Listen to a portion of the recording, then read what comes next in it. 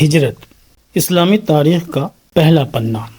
بیعت عقبہ ثانیہ کے بعد لوگ حج کر کے لوٹے تو کفار مکہ نے مسلمانوں پر اپنے مظالم اور بڑھا دیے، جس کی ایک وجہ یہ بھی تھی کہ انہیں بیعت عقبہ ثانیہ کا علم ہو گیا تھا، لیکن وہ کچھ کر نہ سکے تھے۔ اس سے جھلا کر وہ مکی مسلمانوں پر ظلم و جبر کے پہاڑ توڑنے لگے۔ جب ان کی زیادتیاں حد سے بڑھنے لگیں اور مسلمانوں کا مکہ میں رہنا اور یہاں پر رہ کر دین پر عمل کرنا قریب ناممکن ہو گیا، تو رسول اللہ صلی اللہ علیہ وسلم نے مسلمانوں کو اجازت دے دی کہ وہ اپنی حفاظت کے لیے مدینہ ہجرت کر جائیں۔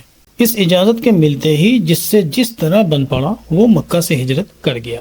جو لوگ اہل و عیال کے ساتھ جا سکتے تھے وہ انہیں ساتھ لے گئے، اور جن کے رشتہ داروں کو کفار نے جبرن روک لیا انہوں نے اپنے عزیزوں کو چھوڑ کر ہجرت کا ثواب حاصل کیا۔ ان مہاجرین مکہ کی فضیلت کو حق تعالی شانہ نے کلام اللہ میں اس طرح بیان فرمایا: فالذین ہاجروا واخرجوا الآخر، سورہ آل عمران۔ یعنی جن لوگوں نے ہجرت کی اور اپنے گھروں سے نکال دیے گئے اور میرے راستے میں ستائے گئے اور میری راہ میں لڑے اور میری راہ میں مارے گئے، میں ضرور ان کے گناہ ان سے دور کر دوں گا اور ان کو ایسی جنتوں میں داخل کروں گا جن کے نیچے سے نہریں جاری ہیں۔ یہ اللہ کی جانب سے بدلہ ہے اور اللہ کے پاس بہت اچھا بدلہ ہے۔ کفار مکہ نے مسلمانوں کو ہجرت کرنے سے روکنے کی ہر ممکن کوشش کی، اس کے باوجود زیادہ تر مسلمان ہجرت کر کے مدینہ پہنچنے میں کامیاب ہو گئے۔ صرف وہ لوگ مکہ میں رہ گئے جو اپنے سفر کا خرچ نہیں اٹھا سکتے تھے، یا پھر کمزور اور لاچار تھے، یا کفار کے مظالم سے مجبور تھے۔ ایسے لوگوں کی مجبوری کو قرآن کریم نے یوں بیان فرمایا: الا المستضعفین من الرجال والنساء الآخر، یعنی مگر کمزور مرد اور عورتیں اور بچے جو کوئی حیلہ بہانہ نہیں کر سکتے تھے اور نہ ہجرت کی کوئی راہ پا سکتے تھے، ان لوگوں کو اللہ تعالیٰ معاف کر دے گا، اور اللہ معاف کرنے والا بخشنے والا ہے۔ ان کے علاوہ جناب محمد رسول اللہ صلی اللہ علیہ وسلم حق تعالیٰ کی طرف سے اجازت ملنے کے انتظار میں خود رکے رہے۔ حضرت علی رضی اللہ عنہ بھی آپ صلی اللہ علیہ وسلم کی اجازت کے منتظر رہے۔ اس موقع کو بھی کلام اللہ نے بیان فرمایا: وَقُلْ رَبِّ أَدْخِلْنِي مُدْخَلَ صِدْقٍ، یعنی اے محمد صلی اللہ علیہ وسلم تم یہ کہو کہ اے رب مجھے داخل فرما اچھا داخل اور باعزت نکال، اور میرے لیے اپنی جانب سے زبردست نصرت و مدد عطا فرما۔ کفار کی پریشانی اور دارالندوہ میں میٹنگ۔ دوسری طرف بنو ہاشم کو چھوڑ کر کفار مکہ کے تمام قبیلوں کے بڑے سردار اس حتمی فیصلے کے لیے جمع ہوئے کہ زیادہ تر مسلمانوں کے مکہ سے نکل کر ایک مضبوط گڑھ میں جمع ہو جانے کے بعد اب انہیں کیا کرنا چاہیے۔ ظاہر ہے کہ مدینہ میں مسلمانوں نے ایک نئی طاقت کا روپ لے لیا تھا، اور کسی ایک جھنڈے کے نیچے جمع ہو کر وہ کفار مکہ کے لیے ایک بڑا خطرہ بھی بن سکتے تھے، اور جس جھنڈے کے نیچے وہ جمع ہو سکتے تھے ظاہر ہے کہ وہ محمد رسول اللہ صلی اللہ علیہ وسلم کا دست مبارک تھا۔ اس لیے مناسب یہی تھا کہ اس جھنڈے کے لہرانے سے پہلے ہی اسے اکھاڑ کر پھینک دیا جائے۔ چنانچہ کفار کے دارالندوہ میں ان کے سرداروں کا ایک عظیم الشان جلسہ ہوا۔ دارالندوہ وہ مسجد حرام سے متصل قصی بن کلاب کا مکان تھا جس کو ان لوگوں نے قومی مسائل میں مشورہ اور مجلس کرنے کے لیے مخصوص کر رکھا تھا۔ آج کے زمانے میں اس جگہ کو مسجد حرام میں شامل کر لیا گیا ہے اور مسجد کا حصہ بن گئی ہے وہ جگہ۔ تاریخی اعتبار سے اس وقت جو باب الزیادات ہے اسی جگہ کو نبی کریم صلی اللہ علیہ وسلم کے زمانے میں کفار مکہ نے دارالندوہ کے طور پر استعمال کیا تھا۔ اس میٹنگ میں کفار کے بڑے اور نامی سردار شامل ہوئے، جن میں سے اہم یہ لوگ تھے: ابو جہل بن حشام، بینہ، امیہ بن خلف، ابو البختری بن حشام، زمع بن اسود، حکیم بن حزام، نظر بن حارث، عتبہ، شیبہ، ابو سفیان بن حرب، طیمہ بن عدی، جبیر بن مطعم اور حارث بن عامر وغیرہ۔ ابھی مجلس شروع ہی ہوئی تھی کہ ابلیس ایک بوڑھے عربی شیخ کی صورت میں دارالندوہ کے دروازے پر پہنچا۔ لوگوں نے پوچھا کہ تم کون ہو اور کیوں آئے ہو؟ بتلایا کہ میں نجد کا رہنے والا ہوں، مجھے معلوم ہوا ہے کہ آپ لوگ ایک اہم مشورے کے لیے جمع ہوئے ہیں، تو قومی ہمدردی کی وجہ سے میں بھی حاضر ہو گیا کہ ممکن ہے کہ میں کوئی مفید مشورہ دے سکوں۔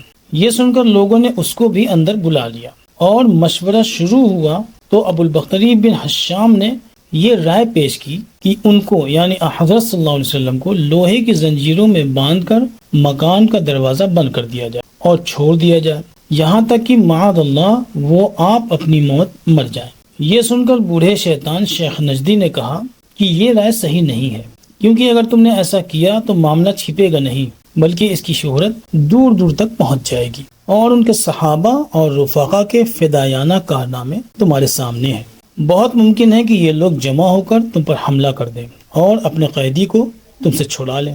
سب طرف سے آوازیں اٹھی کہ شیخ نجدی کی بات صحیح ہے۔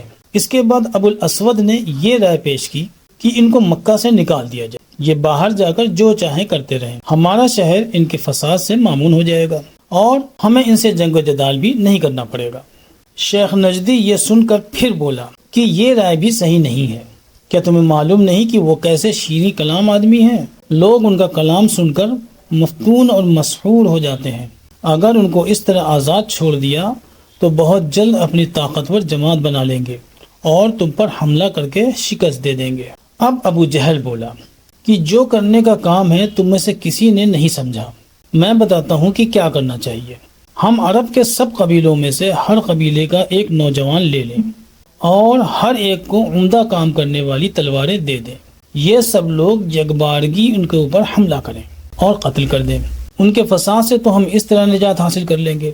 اب رہا ان کے قبیلے بنو عبد مناف کا مطالبہ جو ان کے قتل کے سبب ہم پر عائد ہوگا، سو ایسی صورت میں جبکہ قتل کسی ایک نے نہیں بلکہ ہر قبیلے کے ایک ایک شخص نے کیا ہے تو قصاص یعنی جان کے بدلے جان لینے کا مطالبہ تو باقی نہیں رہ سکتا، صرف خون بہا یا دیت کے مال کا مطالبہ رہ جائے گا۔ وہ ہم سب قبیلوں سے جمع کر کے ان کو دے دیں گے اور بے فکر ہو جائیں گے۔ شیخ نجدی یعنی ابلیس لعین نے یہ سن کر کہا کہ بس یہی رائے ہے اور اس کے سوا کوئی چیز کارگر نہیں۔ پوری مجلس نے اسی کے حق میں رائے دے دی اور آج ہی رات میں اپنا یہ ناپاک عزم پورا کرنے کا تہیہ کر لیا۔ کفار کی اس مجلس میں 3 رائے پیش کی گئی تھی جن کا ذکر اللہ تعالیٰ نے سورہ انفال میں اس طرح فرمایا، وَإِذْ يَمْكُرُ بِكَ الَّذِينَ الآخر، یعنی جب یہ منکرین تیرے خلاف سازش کر رہے تھے تاکہ تجھ کو قید کر لیں یا قتل کر دیں یا جلا وطن کر دیں۔ وہ اپنی سازش کر رہے تھے اور اللہ ان کے خلاف تدبیر کر چکا تھا، اور اللہ بہترین تدبیر کرنے والا ہے۔ اس مجلس میں ان لوگوں کا اس رائے پر اتفاق ہو گیا کہ آپ صلی اللہ علیہ وسلم پر بہت سے قبیلوں کے افراد ایک ساتھ مل کر حملہ کریں گے۔ دوسری طرف اللہ تعالیٰ نے رسول اللہ صلی اللہ علیہ وسلم کو کفار کے منصوبے سے مطلع فرما دیا، اور ساتھ ہی آپ کو اجازت مل گئی کہ اب آپ بھی مدینہ ہجرت کر جائیں۔ چنانچہ آپ صلی اللہ علیہ وسلم دوپہر کے وقت جب سخت گرمی سے بچنے کے لیے لوگ گھروں میں بند ہو جاتے تھے، حضرت ابوبکر صدیق رضی اللہ عنہ کے گھر تشریف لے آئے اور ان سے تحقیق فرما لینے کے بعد کہ گھر میں کوئی غیر معتبر آدمی نہیں ہے، صدیق اکبر سے فرمایا یثرب یعنی مدینہ کی طرف ہجرت کا حکم نازل ہوا ہے۔ یہ سن کر صدیق اکبر رضی اللہ عنہ نے بے تابانہ انداز میں پوچھا، رسول اللہ صلی اللہ علیہ وسلم کا ساتھی کون ہوگا؟ آپ صلی اللہ علیہ وسلم نے فرمایا تم میرے ساتھی ہوگے۔ یہ سن کر فرط مسرت سے صدیق اکبر رضی اللہ عنہ کی آنکھوں سے آنسو چھلک آئے۔ انہوں نے عرض کیا، یا رسول اللہ، میں نے 2 اونٹنیاں پہلے سے ہی خرید لی تھی اور انہیں خوب کھلا پلا کر موٹی تازی بھی کر رکھا ہے، ان میں سے ایک میں آپ کی نظر کرتا ہوں۔ حضرت ابوبکر رضی اللہ تعالیٰ عنہ کی بات سن کر آپ صلی اللہ علیہ وسلم نے فرمایا میں وہ اونٹنی قیمتاً لوں گا۔ چنانچہ آپ صلی اللہ علیہ وسلم نے اس کی قیمت ادا فرمائی اور صدیق اکبر رضی اللہ عنہ کو وہ قیمت لینی پڑی۔ پھر آپ صلی اللہ علیہ وسلم اپنے مکان پر واپس تشریف لے آئے۔ اسی دن آنے والی رات کو ہجرت کا حکم تھا اور یہی رات کفار مکہ نے آپ صلی اللہ علیہ وسلم کا کام تمام کرنے کے لیے مقرر کی تھی، معاذ اللہ۔ اس لیے تمام سرداران قریش نے شام ہی سے آپ کا مکان گھیر لیا اور طاق میں بیٹھ گئے کہ جب آپ رات کی نماز کے لیے گھر سے نکلیں تو سب مل کر آپ پر حملہ آور ہوں۔ ادھر آپ صلی اللہ علیہ وسلم نے مکہ والوں کی جو امانتیں آپ کے پاس تھیں انہیں حضرت علی رضی اللہ عنہ کے حوالے کر دیا اور حکم دے دیا کہ صبح اٹھ کر پہلا کام یہ کرنا کہ ان امانتوں کو ان کے مالکوں کے حوالے کر دینا، پھر تم بھی مدینہ آ جانا۔ کہہ کر آپ صلی اللہ علیہ وسلم نے اپنے بستر پہ حضرت علی کو لٹا دیا اور ان کے اوپر اپنی چادر ڈال دی۔ پھر حکم الہی کے مطابق گھر سے باہر تشریف لے آئے اور زمین سے ایک مٹھی خاک اٹھا کر اس پہ سورہ یاسین کی چند آیات پڑھ کر دم کیا اور وہ مٹی کفار مکہ کی جانب پھینک دی۔ کفار جو آپ ہی کی طاق میں بیٹھے ہوئے تھے کہ آپ گھر سے نکلیں اور وہ آپ پر حملہ کریں، آپ صلی اللہ علیہ وسلم ان کے سامنے سے گزرے مگر انہیں نظر نہ آئے۔ مکہ کے بڑے بڑے سرداروں کی غول اندھوں کی طرح اسی طرف نظر لگائے بیٹھی رہی جدھر سے آپ صلی اللہ علیہ وسلم گزرے، لیکن انہیں دکھائی نہ دیے۔ غار ثور، آپ صلی اللہ علیہ وسلم اپنے گھر سے نکل کر سیدھا صدیق اکبر رضی اللہ عنہ کے یہاں پہنچے، جو آپ ہی کے منتظر تھے۔ آپ کے آتے ہی صدیق اکبر آپ صلی اللہ علیہ وسلم کو لے کر مکہ سے نکل آئے اور شہر سے 4 میل دور کوہ ثور کے ایک غار میں جا چھپے۔ صدیق اکبر رضی اللہ عنہ اپنے ساتھ اپنا تمام زر اور نقد بھی جو 5-6 ہزار درہم تھا لے آئے تھے۔ صدیق اکبر کے چلے جانے کی اطلاع ان کے اندھے باپ کو ہوئی جو اب تک اسلام نہیں لائے تھے، تو انہوں نے اپنے گھر پہنچ کر دونوں پوتیوں یعنی حضرت اسما اور حضرت عائشہ صدیقہ رضی اللہ عنہما سے کہا۔ ابو بکر خود بھی گیا اور سارا مال بھی لے گیا۔ اس وقت حضرت عائشہ صدیقہ رضی اللہ عنہ بہت چھوٹی تھی، لیکن حضرت اسما بنت ابی بکر رضی اللہ عنہ نے اپنے دادا کو تسلی دینے کے لیے ایک تھیلے میں بہت سے سنگریزے بھرے اور انہیں درہموں کی جگہ رکھ دیا اور اپنے دادا سے بولی، نہیں دادا جان، والد صاحب ہمارے لیے کافی کچھ چھوڑ گئے ہیں۔ دادا نے تھیلی کو ٹٹول کر دیکھا تو تسلی ہو گئی، اطمینان سے کہا، اب مجھے ابو بکر کے جانے کا کوئی غم نہیں۔ حضرت ابو بکر صدیق رضی اللہ عنہ نے عبداللہ بن عریقت نام کے ایک شخص کو جو مسلمان نہیں تھا مگر انتہائی ایماندار تھا، اجرت دے کر اس کام کے لیے طے کر لیا تھا کہ جب ان کا پیغام ملے ان کی دونوں اونٹنیاں لے کر بتائی ہوئی جگہ پہنچ جائے۔ اس کے علاوہ صدیق اکبر نے اپنے بیٹے عبداللہ بن ابی بکر کو حکم دے دیا تھا کہ رات کو غار میں آ کر شہر کے دن بھر کے حالات کی انہیں اطلاع دے دیا کریں، کیونکہ معلوم نہ تھا کہ کب تک یہاں چھپے رہنا پڑے۔ بیٹی اسما بنت ابی بکر کو ان کی ہدایت تھی کہ وہ کھانا پکا کر رات کو غار میں پہنچا جایا کرے۔ غلام عامر بن فہیرہ کو صدیق اکبر کا حکم تھا کہ جب عبداللہ اور اسما اپنی خدمات انجام دے کر لوٹ جائیں تو وہ بکریوں کا ریوڑ لے کر آ جائیں تاکہ رسول اللہ صلی اللہ علیہ وسلم کو دودھ بھی میسر آ جائے، اور جب عامر اپنا ریوڑ لے کر جائیں تو اس سے اسما و عبداللہ کے پیروں کے نشانات بھی مٹ جائیں۔ دوسری طرف آپ صلی اللہ علیہ وسلم کے مکان پر گھیرا ڈالے بیٹھے کفار صبح تک آپ صلی اللہ علیہ وسلم کے مکان سے نکلنے کا انتظار ہی کرتے رہے، اور صبح جب آپ کے بستر سے حضرت علی رضی اللہ عنہ کو نکل کر آتے دیکھا تو غضبناک ہو کر پوچھا کہ محمد کہاں ہے؟ حضرت علی رضی اللہ عنہ نے کہا، مجھے کیا خبر؟ خبر تو تمہیں ہونی چاہیے کیونکہ پہرے پر تو تم تھے، میں تو سو رہا تھا۔ اس ٹکے سے جواب پر کافروں کو غصہ آ گیا اور انہوں نے حضرت علی رضی اللہ عنہ کو پکڑ کر پیٹنا شروع کر دی، لیکن یہ فضول حرکت تھی، ان کا درد سر محمد تھے، لہذا انہوں نے حضرت علی کو چھوڑ دیا اور آپ صلی اللہ علیہ وسلم کی تلاش میں صدیق اکبر کے مکان پر پہنچے۔ وہاں حضرت اسما رضی اللہ عنہ سے سامنا ہوا۔ ابو جہل نے حضرت اسما سے پوچھا، تیرا باپ کہاں ہے لڑکی؟ انہوں نے کہا، مجھے نہیں معلوم۔ اس پر ابو جہل نے انہیں اتنی زور کا تماچا مارا کہ ان کی بالی زمین پر گر پڑی۔ اب کفار کو بڑی فکر ہوئی کہ آخر دونوں کہاں غائب ہو گئے۔ پورے شہر میں تلاش ہوئی لیکن کوئی سراغ نہ ملا۔ آخر کفار کی طرف سے اعلان ہوا کہ جو شخص ان لوگوں کو زندہ یا مردہ گرفتار کر کے لائے گا اسے 100 اونٹ انعام میں دیا جائے گا۔ اس انعام کی لالچ میں بہت سے لوگ ان کی تلاش میں ادھر ادھر نکل کھڑے ہوئے۔ ادھر صدیق اکبر نے غار کو رات کی تاریکی میں ٹٹول ٹٹول کر صاف کیا اور جہاں کہیں سوراخ ملا وہاں اپنے جسم کے کپڑے پھاڑ پھاڑ کر بھرے۔ اس طرح آپ صلی اللہ علیہ وسلم کو موذی کیڑے مکوڑوں سے تکلیف پہنچ جانے کے خطرے کو بہت حد تک کم کر دیا۔ دوسری طرف کافروں کے سردار خود بھی جاسوسوں کو لے کر دونوں حضرات کی تلاش میں نکلے اور قدموں کے نشانات دیکھتے ہوئے غار ثور تک آ پہنچے۔ ٹھیک غار کے مہانے پر پہنچ کر کفار کے جاسوسوں نے کہا کہ اب اس کے آگے کی خبر ہم نہیں دے سکتے، یا تو محمد یہیں کہیں چھپے ہوئے ہیں یا پھر یہاں سے آسمان پر اڑ گئے۔ یہ لوگ آپ صلی اللہ علیہ وسلم سے اتنے قریب تھے کہ ان کے پیر آپ دونوں کو نظر آ رہے تھے اور دونوں حضرات ان کی باتیں آسانی سے سن سکتے تھے۔ ایسی خطرناک حالت کو دیکھ کر صدیق اکبر نے کہا، یا رسول اللہ، یہ لوگ تو آپ پہنچے۔ ان کے جواب میں آپ صلی اللہ علیہ وسلم نے اطمینان بخش انداز میں فرمایا، لا تحزن ان اللہ معنا، ڈرو مت، اللہ تعالی ہمارے ساتھ ہے۔ اور حق تعالیٰ نے کلام پاک میں اس طرح بیان فرمایا، وما ظنک باثنین اللہ ثالثھا، یعنی تم نے ان دونوں کو کیا سمجھا ہے جن کے ساتھ تیسرا اللہ ہے۔ ادھر کفار میں سے کسی نے کہا، کوئی غار کے اندر جا کر دیکھے۔ اس پر دوسرے نے کہا، اگر وہ غار میں گئے ہوتے تو اس کے مہانے پر تنا ہوا جالا ٹوٹ نہ گیا ہوتا۔ ایک اور نے کہا، وہ دیکھو کبوتر اڑا جو اپنے انڈے سہ رہا تھا۔ کسی انسان کی موجودگی میں یہ ممکن نہیں کہ کبوتر وہاں بیٹھ کر انڈے سہتا رہتا، اس لیے کفار کی نظر میں یہ ممکن نہیں تھا کہ غار کے اندر کوئی ہوتا۔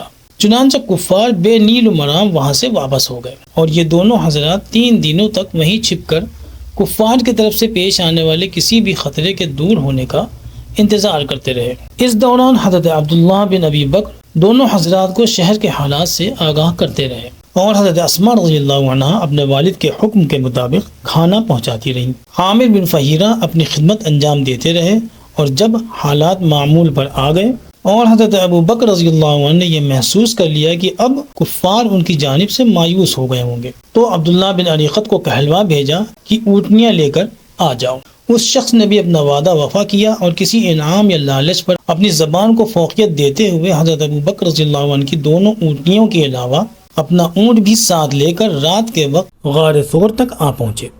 ربیع الاول کے مہینے سے آپ صلی اللہ علیہ وسلم کی نسبت، یہ بھی ربیع الاول کا مہینہ تھا جس میں آپ صلی اللہ علیہ وسلم نے ہجرت فرمائی۔ آپ کی پیدائش بھی اسی مہینے میں ہوئی تھی اور آپ صلی اللہ علیہ وسلم کے وصال کی سعادت بھی اسی مہینے کو حاصل ہے۔ گویا ماہ ربیع الاول کو آپ سے خاص نسبت ہے۔ ذات النطقین حضرت اسماء رضی اللہ عنہ، عبداللہ بن اریقط کو ہی مدینہ کی رہبری کے فرائض بھی انجام دینے تھے، چنانچہ اس کے پہنچتے ہی حسب منصوبہ حضرت اسماء رضی اللہ عنہ بھی زاد سفر لے کر پہنچ گئیں، لیکن ان کے لائے ہوئے کھانے وغیرہ کے ساتھ یہ معاملہ پیش آیا کہ اس تھیلے کو جس میں ستو وغیرہ تھا اونٹنی پر رکھنے کی ترکیب کسی کی سمجھ میں نہیں آئی۔ چنانچہ جس طرح حضرت اسماء رضی اللہ عنہ نے اپنے دادا کو مال کے غم سے بروقت اپنی تدبیر کے ذریعے نجات دلا دی تھی، اسی طرح یہاں بھی فوراً اپنے کمربند کا نصف حصہ کھولا اور اس سے ستو کا تھیلا باندھ کر اونٹ پر لٹکا دیا، بقیہ نصف کمربند سے اپنی کمر کا کپڑا باندھے رکھا۔ ان دونوں واقعات سے ثابت ہوا کہ آپ رضی اللہ عنہ انتہائی حاضر دماغ اور ذہین صحابیہ تھیں، اور انہی اسماء بنت ابی بکر رضی اللہ عنہ کے صاحبزادے حضرت عبداللہ بن زبیر رضی اللہ عنہ تھے۔ ان کی اس بروقت تدبیر سے جناب رسول اللہ صلی اللہ علیہ وسلم بہت خوش ہوئے اور آپ رضی اللہ عنہ کو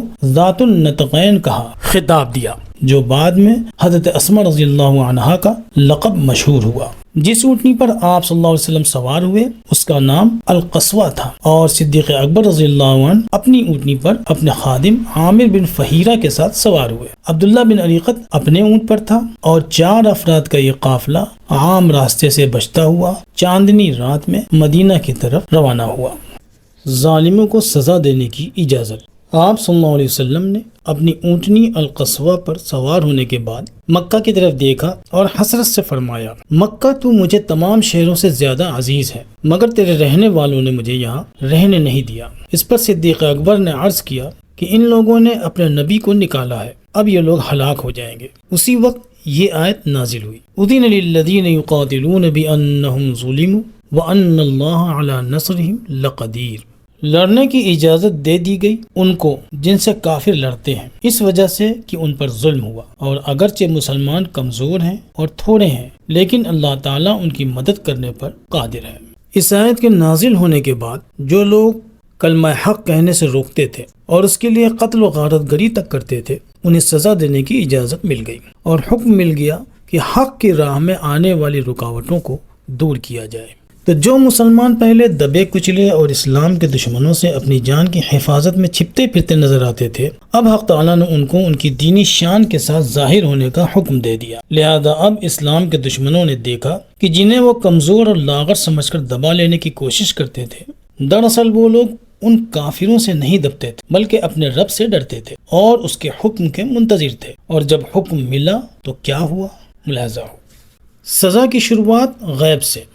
شریروں کو سزا دینے کا حکم ملنے کے بعد پہلی سرزنش یعنی سزا دینے کی شروعات غیب سے ہوئی۔ اس طرح کہ رسول اللہ صلی اللہ علیہ وسلم کے قافلے کے مکہ سے نکل جانے کے بعد کسی نے سراقہ بن مالک بن جشم کو خبر دی کہ اس نے فلاں سمت میں 3 شتر سواروں کو جاتے ہوئے دیکھا ہے۔ شتر سوار یعنی اونٹ سوار، جو غالباً محمد صلی اللہ علیہ وسلم اور ان کے ساتھی ہیں۔ سراقہ نے خاموشی اور چالاکی سے اس قافلے کا پیچھا کیا اور جلد ہی انہیں جا لیا، لیکن ابھی وہ محمد صلی اللہ علیہ وسلم کے قافلے سے کچھ دور ہی تھا کہ اس کے گھوڑے نے قلابازی کھائی اور وہ اپنے گھوڑے کی پیٹھ سے اچھل کر دور جا گرا۔ پھر زمین سے اٹھا اور گھوڑے پر سوار ہو کر دوبارہ قافلے کی طرف لپکا۔ کچھ دور چلا تھا کہ آپ صلی اللہ علیہ وسلم کا قافلہ اور قریب نظر آیا۔ اس نے گھوڑے کو ایڑ لگائی کہ آگے بڑھ کر ان کا راستہ روک لے، لیکن تبھی اس کے گھوڑے نے پھر ٹھوکر کھائی اور گھٹنوں تک زمین میں دھنس گیا۔ سراقہ پھر زمین پر لگ گیا، کسی طرح اٹھ کر دوبارہ گھوڑے پر سوار ہوا اور پھر اسے قافلے کی طرف دوڑایا، لیکن بالکل قافلے کے نزدیک پہنچ کر اس کے گھوڑے نے ایک بار پھر ٹھوکر کھائی اور اس دفعہ پیٹ تک زمین میں دھنس گیا۔ سراقہ ایک بار پھر زمین پر جا رہا، لیکن اس دفعہ وہ گھبرا گیا۔ اسے احساس ہو گیا کہ اس کے اوپر یہ بلا محمد صلی اللہ علیہ وسلم کی وجہ سے ہی آئی ہے، اور اس خیال کے آتے ہی اس نے جلدی سے خود ہی آواز دے کر آپ صلی اللہ علیہ وسلم سے رکنے کی درخواست کی اور منت کرنے لگا کہ اس کی بات سن لیجئے۔ آپ صلی اللہ علیہ وسلم نے اپنی سواری روک دی۔ سراقہ نے آپ صلی اللہ علیہ وسلم کے سامنے آ کر گڑ گڑاتے ہوئے کہا، اے محمد، میں آپ کو گرفتار کرنے کے ارادے سے آیا تھا، لیکن مجھے نہیں لگتا کہ یہ میرے بس کی بات ہے، اس لیے اب میں واپس جانا چاہتا ہوں اور آپ سے معافی مانگتا ہوں، مجھے معاف کر دیجئے۔ اور چونکہ آج کے اپنے اس ہولناک تجربے سے اسے اندازہ ہو گیا تھا کہ محمد صلی اللہ علیہ وسلم اور ان کی جماعت پر کفار مکہ غالب نہیں آ پائیں گے، اس لیے اس نے سوچا کہ آئندہ کے لیے بھی اپنی حفاظت کا بندوبست کر لیا جائے۔ بولا، آپ مجھے ایک امان نامہ لکھ دیجئے، میں واپسی پر دوسرے لوگوں کو بھی جو میرے پیچھے آپ کے تعاقب کی غرض سے آ رہے ہوں گے واپس لیتا جاؤں گا۔ آپ صلی اللہ علیہ وسلم نے اس کی درخواست منظور فرما لی اور ایک امان نامہ لکھوا کر اسے دے دیا۔ سراقہ اس تحریر کو لے کر مکہ واپس روانہ ہو گیا اور اپنے وعدے کے مطابق راستے میں جو بھی آپ کے قافلے کی طرف آتا ہوا دکھائی دیا اسے یہ کہتا ہوا واپس لے گیا کہ اسے اس راستے پر کوئی سراغ نہیں ملا۔ سراقہ کے سلسلے میں اتنی بات اور اہم ہے کہ فتح مکہ کے بعد وہ مسلمان ہو گیا تھا، اور فتح مکہ کے روز اسی تحریر کو اس نے اپنے لیے نجات کا ذریعہ بنایا تھا جو اس نے آج نبی کریم صلی اللہ علیہ وسلم سے لکھوائی تھی۔ قباء میں داخلہ۔ عبداللہ بن عریقط کی رہبری میں آپ صلی اللہ علیہ وسلم کا قافلہ تقریباً 8 روز تک سفر میں رہا۔ راستے میں جو لوگ اس قافلے کو دیکھتے ان میں سے اکثر لوگ صدیق اکبر رضی اللہ عنہ کو پہچان لیتے، کیونکہ وہ تاجر تھے، یعنی کاروبار پیشہ انسان تھے، اور تجارت کی غرض سے سفر کرتے رہنے کے سبب لوگوں سے صورت آشنائی تھی، لوگ ان کو پہچانتے تھے۔ رسول اللہ صلی اللہ علیہ وسلم کو لوگ نہیں پہچانتے تھے، اس لیے صدیق اکبر سے پوچھتے کہ یہ کون ہے جو آپ کے آگے آگے جا رہے ہیں؟ صدیق اکبر کہتے، ھذا یہدین السبیل، یہ میرا ہادی اور رہبر ہے۔ 8 ربیع الاول سن 14 نبوی کو دوپہر کے وقت آپ صلی اللہ علیہ وسلم کا قافلہ مدینہ سے کچھ پہلے قباء کے قریب پہنچا۔ یہ مدینہ کا ہی ایک محلہ تھا، لیکن شہر سے باہر کی طرف تھا، اور یہاں قبیلہ بنی عمرو بن عوف آباد تھا جو پورا کا پورا مسلمان ہو چکا تھا۔ چونکہ آپ صلی اللہ علیہ وسلم کے مکہ سے ہجرت فرما کر مدینہ کی طرف آنے کی خبر یہاں پہلے ہی پہنچ چکی تھی، اس لیے یہاں کے لوگ صبح ہی سے آپ کے استقبال کے لیے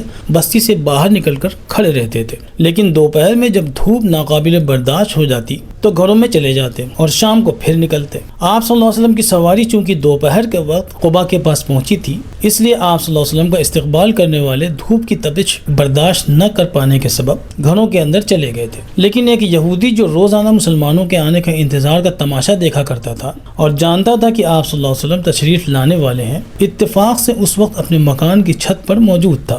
اس نے دور سے آپ صلی اللہ علیہ وسلم کے قافلے کو جو آتے دیکھا تو سمجھ گیا کہ یہی وہ لوگ ہو سکتے ہیں جن کا مسلمانوں کو انتظار ہے، اس لیے زور سے چلا کر بولا، یا معشر العرب یا بنی قبیلہ ھذا جدکم قد جاء، اے گروہ عرب، اے دوپہر کو آرام کرنے والوں، تمہاری خوش نصیبی کا سامان تو یہ آ پہنچا ہے۔ یہ سننا تھا کہ لوگوں کے گھروں کے دروازے گرمی اور لو کی پرواہ کیے بغیر کھلنا شروع ہو گئے اور انسانوں کا ہجوم نکل کر آپ صلی اللہ علیہ وسلم کے قافلے کی طرف امڈ پڑا۔ قباء کا ذرہ ذرہ جیسے جھوم اٹھا۔ لوگوں نے دیکھا کہ آپ کھجوروں کے ایک باغ کی جانب سے تشریف لا رہے ہیں، اور صدیق اکبر نے اس خیال سے آپ کے سر پر اپنی چادر سے سایہ کیا ہوا ہے کہ لوگوں کو غلام اور آقا میں تمیز ہو سکے، یعنی دیکھنے والا سمجھ سکے کہ جس کے سر پر سایہ کیا گیا ہے وہی نبی برحق ہے۔ اور جب آپ صلی اللہ علیہ وسلم قباء میں داخل ہوئے تو مدینہ کی بچیاں یہ گیت گا رہی تھیں، طلع البدر علینا من ثنیات الوداع وجب الشکر علینا ما دعا للہ داع